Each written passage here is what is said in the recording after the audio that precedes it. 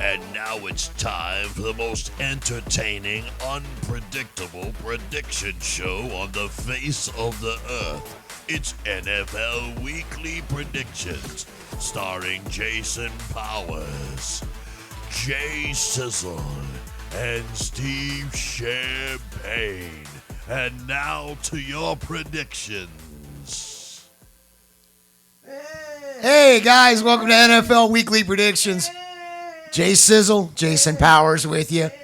And I guess Babyface Steve Champagne over here. You don't know who I am? Are you a Cowboys fan? No. I'm a New England Patriot fan. I can see why you're in such a bad mood. The Patriot fans are in a bad mood. They thought they were going to get an MVP, and they got an NBL. Oh, we only had 20 years of success. Oh no. Yeah. Only had 6 Super Bowl titles. Oh no. Yeah, let's all feel bad for the Patriot fans. Well, I tell you, it doesn't last forever. No. I mean, success only lasts forever. I mean, you look at, I don't know. Just briefly, let me throw this briefly out. Okay. Who is the most successful football franchise of all time? Who would you give that to? I would go with the Patriots. I would go with the Steelers. Okay. Patriots, Steelers, Cowboys are all solid choices. The reason why I would go with the Steelers is this, okay? From the time the Steel Curtain was born in the early 70s, the Steelers really have not been a losing football team. They were very obviously, we know they won them Super Bowls in the 70s. In the 80s, they came in. They still did very well. The 90s, right. We had, what's his name, Mr. Chin. I can't think of his name. You had Jerome Bettis. You had Slash. You had Polamalu. You had Hines Ward. They have consistently won, throughout 40 years of football. And you can't say that about the Patriots. Okay, the Patriots did go to the Super Bowl one time. They got blown out, other than the one with, Tom Brady and the boys. I'm telling you, it's the Steelers for me. But that's. I think I know who Sizzle would have in that. I'm guessing Dallas. the Cowboys. The Cowboys. That's actually a hard decision for me because I don't think I can pick the Cowboys. Oh, who are you going to pick? I really don't want to pick I have to go with the Steelers. Yeah, the Steelers. You have to go with the Steelers. I mean, you have to. I think you have to. The thing about the Patriots, I want to go with Dallas, but honestly, what have they done in 30 years? Speaking of Pittsburgh Steelers, we got trades. Yeah, we do, and that's what I wanted to say is that the Patriots could be good again if they decided to rebuild. And this trading deadline passed, and they did pretty much nothing. And that was really surprising to me. I thought they were going to kind of open the floodgates and just take all kinds of offers, ship some of their players off. They should be going into complete rebuilding mode, and they are not. But there have been some trades. The trading deadline just hit. Avery Williamson was picked up by the Steelers from the Jets. And the Steelers are ready to win. And last year, I couldn't pick the Steelers to win the Super Bowl this year. I just couldn't. I thought I didn't know what Ben was going to be like coming off his injury. You know what I mean? But I was super impressed with the 8-8 season they had last year with no quarterback. Yeah. And that just goes to show you how important coaching is, because who else doesn't have a quarterback right now? Dallas. The Dallas Cowboys. How many games have they won? Versus Pittsburgh didn't have a quarterback. What happened to them? Yeah. I mean, that's fair. Coaching is huge. They went out and got Avery Williamson from the Jets. How about Avery Williamson? What do you think he's feeling like and his family's feeling like today, going from a winless team to a lossless team? I mean, that is a dramatic shift there. It is a dramatic shift. And when you think about the Pittsburgh Steelers, this is an organization that knows how to win, and you cannot discount you cannot discount. I mean, we picked the Ravens last week. Yeah. Okay, and what happened? We all picked the Ravens, I think. Jen picked the Steelers. Okay. Sizzler picked the Steelers. Yeah. But I'm saying we all picked me and you picked the Ravens. She picked the Steelers. What happened? The Steelers win the game, and now they pick up Avery Williamson, who is probably out eating prime ribs, celebrating, drinking wine. At this point, he's no longer on the hapless Jets. Yeah. Oh my God, he's got to be thrilled. The Ravens made a trade as The well. Ravens made a trade as well. Yeah, they got Yannick Ngakoue from the Vikings. Came Yeah. up. And the Vikings, their season is pretty much over, and I'm very disappointed in the Minnesota Vikings this year. And they paid for Ngakoue too. They gave up a 3rd-round pick from next season's draft, or this coming up one, and a 5th rounder in the 2022 draft. So I mean, that's a pretty good. That's a pretty fair trade. It is a pretty fair trade, but I'm saying the Vikings are just very disappointed this year, and I don't think it's Kirk Cousins' fault. I think it has a lot to do with those players opting out on defense. I think it has the loss of Stephon Diggs. Even though they got that new kid, the wide receiver, Justin Jefferson. That guy's good. Yeah, he's really good. He's good, and I think that's okay that they got rid of Stephon Diggs. They need a little more offensive line help, but that's it. Other teams making moves. Seattle Seahawks. Okay, well, you're wrong on that point. Letting Stephon Diggs go was a terrible idea. It was terrible. And this, to me, the Vikings getting rid of Ngakoue kind of smells like they've given up to me. I mean, at least for this season. I think they're thinking about next year. They've only won 2 games. Right. Yeah, I think they've just completely They've won given more up. than the Jets. The Seahawks, they made a couple of trades. We talked about one of them the other day. They sent B.J. Finney off and were able to get Carlos Dunlap. The Packers didn't really do much of anything. There was talk about them landing Will Fuller. There was extensive talk about that. And from everything that I've read, it's pretty firmly established that they were in talks for days and days and days to get this trade to happen so they could pick up Will Fuller and help their prospects and not put everything on Devontae Adams, because we talked recently about that, how it's just a one-horse stable in that wide receiving core. They were not able to get Fuller. They couldn't come up to a price. Well, when it comes to Aaron Rodgers, who he reminds me of? Who's that? Dan Marino. And I'm going to tell you why. For the longest time, what did Dan Marino had? He had no defense. He had 2 receivers, no running game. Right. Okay, and if he wasn't throwing it to Clinton and Duper, it was, Mark Ingram out of the backfield or something. But for the most part, he didn't have a defense. He didn't have nothing. And then they finally got him some guys, and they just couldn't gel as a team. And I think that Aaron Rodgers is suffering because of the general managers. In Green Bay, it's not one guy. It's kind of a whole conglomerate of stuff. But he needs a little help. Yeah. They can win a Super Bowl. He just needs a little help. Yeah. If he's on Tampa Bay, what's going to happen? I mean, he's lighting it up. Another thing that kind of surprised me about the trading deadline was Stephon Gilmore is staying put after all. The Patriots, by all accounts, talked to 5 or 6 different teams about making a deal for Gilmore, and they just weren't able to do that. So that was kind of a disappointment. That Stephon Gilmore thing. We talked about that last week, about how he put his house up for sale. He's disgruntled. He's not going to play, though. He's hurt, and that may have affected the trade thing. Right. That's pretty much most of the big trades or non-trades that happened, but a couple of big ones there. I want to talk about something that happened this morning. I heard about this on the way into the studio. Okay. I don't know if you're even aware of this. There's been another COVID positive case. Yeah. This one on the 49ers, and the problem is the 49ers game takes place on Thursday. And that's the Niners and Green Bay. Yeah. And at least it's supposed to take place on Thursday. As of now, it is still scheduled to move forward. I believe that more than likely we're going to see this game played, but I think it's going to be Sunday at 4 o'clock, or possibly even Monday at, 5 o'clock, 6 o'clock. Yeah, who knows? Because it's and this really hurts the Niners, who are already so injury depleted. I mean, they've been hammered by injuries more than any other team in the league. And guess who they lost to COVID now? Positive COVID test. Who? Kendrick Bourne. Kendrick Bourne was, I know he's not a huge name, but he was basically going to be their number 1 wideout on Thursday night. Right. What are they going to do? And If you're a Niners fan, forget about them winning against the Pack. That's out. Yeah, and they have a quarterback, and Kittle's gone too. Speaking of the Niners, Jimmy Garoppolo's high ankle sprain is a new one. This is a subsequent ankle sprain, by the way. They're saying he's out 8 weeks.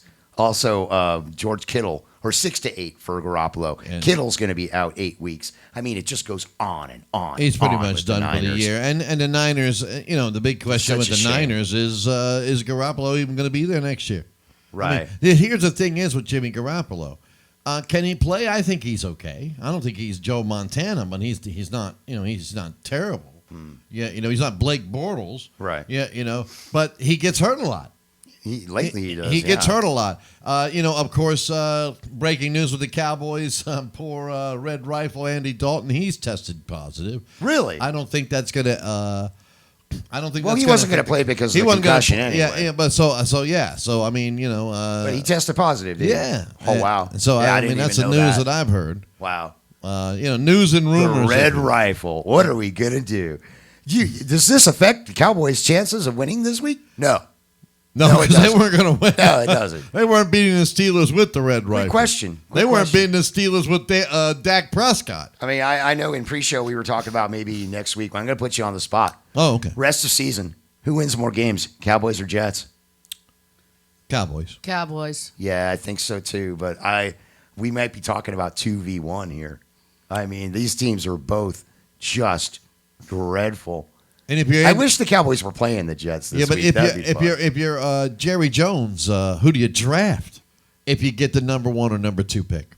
You go Kinda for a quarterback? I'm kind of surprised they didn't move people at the trading deadline. It's not like they're going anywhere. You know what I'm saying? Do you go for a quarterback? You got Dak. I mean, he could come back. All you got to do is sign He's him. not under contract. You though. got to That's the sign thing. him. That's the thing. He's under the franchise tag. But I'm saying that you got Dak. I mean, you have an option to sign him. Nobody can sign Dak Prescott. Except for the Cowboys. Except for the Cowboys. So, he can be signed. You got to believe in this guy. And I'll tell you what, He deserved a rich new contract. He really did. if you are not He a really Dallas did. Cowboy fan and you are happy that Dak Prescott is in the situation that he is, for shame on you. Yeah, you're just a horrible person. You know what I'm saying? Go For flog shame on yourself. you. Because let me tell you something. I have never been a big Tom Brady fan until last year. Because he's old. Now he's old, he's washed up, and Tom kept himself in good shape. And I'm an old guy, so I don't want to be thrown away. You know what I mean? You know what I mean? When you get older, I understand football's a very demanding sport, and I get that. But I'm a Tom Brady fan now because he's old. If Tom Brady was 33 years old right now, I probably wouldn't be rooting for Tampa Bay. But because he's 43, I'm rooting for the guy. You love underdogs. No, I just old guys. dogs. You love old dogs. I'm old. I gotta gotta Right. stick with what you know. Uh, Come on, 70s rock or 80s rock? I don't know. I'm surprised the Cowboys didn't. I really am that they didn't do more. They've got all these high priced guys that they're playing. A lot of them just signed these contracts, and they couldn't have found somebody to ship off who's not giving 110%. Also, there was a trade with They cut 3 people. There was a trade with the 49ers. The 49ers and Buccaneers made a trade. The 49ers shipped, not the Buccaneers. I can't remember who it is now. They shipped Quan Alexander off and got another linebacker in return. And I thought that was interesting because I had heard, I'm a big Niners fan. You know that. Yes. And, I am in that club, so to speak. And there were rumors, there were whispers that Quan Alexander as they just signed him too. They just signed him in the offseason of this big free agent contract. And they were depending on a lot from him. His play has been okay. They weren't really getting the guy that they thought they were on the field. He was playing okay, he was playing decently, but he wasn't really the beast that they thought they were getting. And on top of that, I was hearing rumors that he just wasn't settling in well in the locker room. That definitely affects your Apparently, situation. he had a bit of an attitude problem, and he was, not showing up late, but just didn't seem to really be busting it. And there were some grumblings on the defensive unit, and I guess they saw enough. They signed him with this fat contract and 7 games in, not even a half a season. They're like, okay, bye-bye, thanks for coming out. Well, I thought that was really I have a interesting. bit of an attitude problem, so I can relate. Sometimes, yes. No, I have an attitude problem. Only when you're awake. No, I have an Oh, attitude. Look, Jason. my attitude is very erratic. I guess what happens when you get old. Well, you develop bipolarism. I don't know. But no, I'm just saying. Look, I think there's a lot of things that we can do. But what I want to do is this. What I want to say is this. Next week, we're over. It's halfway done now. Actually, this coming week is the official halfway mark. Yeah. is because there's 16 games, but there's technically 17. today is because it's 17. Yeah. Right, but I'm saying there's 16 games, but 17 weeks. Right. So really, you kind of got to wait till week 9 is officially over. So next week, I would like to do our top 10 teams that have a chance to win a Super Bowl, Okay. or at least top 5. Top 5 anyway. Yeah, yeah. top 5 teams that. Oh, I something I really want to cover. There was a suspension handed down this morning. Mims got suspended for 3 games On that fight. From that fight on Sunday night. I'm sure you saw that. I did. Boy, that was just ugly. I got to say something here. Look, Mims defended himself by saying that the defender had yanked his mouthpiece out of his mouth and had spit on him earlier in the game. Now, I'm not condoning that. That's obviously horribly wrong. Okay, if you're a child and or a young man, young woman, and you're getting into football and you're starting to take a passion in it, please don't think this is normal. I mean, there are dirty things that go on in football games. That's true. And there are ways to handle yourselves, and there are ways to conduct yourself and ways to be selfish and not think about the team and make your team suffer as a result of your decisions. I mean, hopefully we've got the clip of the fight. The defender was not, Mims and the defender were not even involved in the play. And out of nowhere, he just comes up and cold cocks this guy twice. And he got suspended. I was guessing 3 games, he got suspended for 2. It just goes to show that now they're going to be, this team is without him for 2 weeks. Right. So, in baseball, if you get drilled by a pitch, sometimes you rush the mound, right? Sometimes. But not all the time. Yeah. Because And if if you've you- been drilled by the guy 3 or 4 times, then you might rush. And the if you bat. do rush the guy, it's because you just got drilled with a pitch. Right. You don't suddenly ambush him the next time you step into the batter's box. Right. You knock the dirt off of your cleats, you take your batting stance, drop your bat, and suddenly rush at him like a berserker. No. You either rush at him right away in the heat of the moment. So if he had yanked his mouthpiece out and disrespected him like that, bam, take it on right then. If you need to, if you really have to. What you don't do is save it up and then take it out on him later. Again, back to my baseball analogy. If a guy gets drilled, you don't often rush the mound. What you do is you sit down with your coaching staff and with your bullpen, and you tell them, look, That's what we're going to the do. next time we face this team, he's got a big red bullseye on his back. I want you all to have my back. You let the team take it out. You don't take it upon yourself. Idiotic and so selfish. I understand that something happened to him.